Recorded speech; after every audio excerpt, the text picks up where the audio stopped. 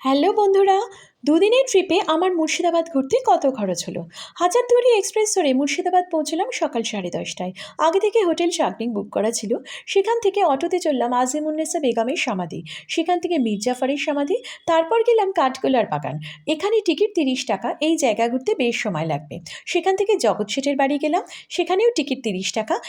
সেখানেও কিন্তু ঘুরতে প্রায় ঘণ্টাখানেক সময় লাগবে। সেখান থেকে গেলাম মতিঝিল। মতিঝিল বিকেলবেলায় দুর্দান্ত দেখতে লাগে, বিশেষ করে সন্ধেবেলায় যখন আলো জ্বলে।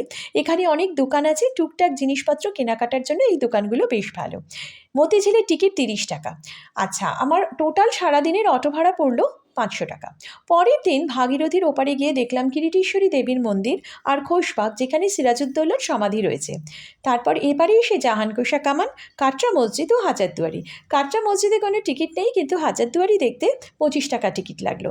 নৌকা করে অটো নিয়ে ওপারে যেতে আসতে 70 টাকা পড়লো। সেদিন আমার অটো ভাড়া পড়লো 500 টাকা।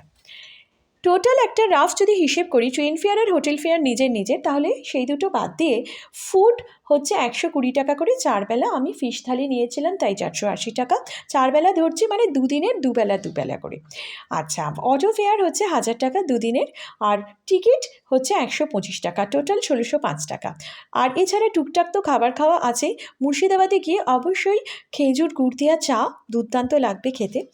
আর বিরিয়ানি তো মাস্ট। হোটেল শাগনিকের মাটন বিরিয়ানি কিন্তু তোমরা অবশ্যই টেস্ট করো। এরপর এই টোটাল খরচাটা ট্রেন ফেয়ার আর হোটেল ফেয়ার নিলে মোটামুটি 3000 থেকে 3500-এর মধ্যে কিন্তু মুর্শিদাবাদ দুর্দান্তভাবে ঘোরা হয়ে যায়। আমার মুর্শিদাবাদ দুর্দান্ত লেগেছে।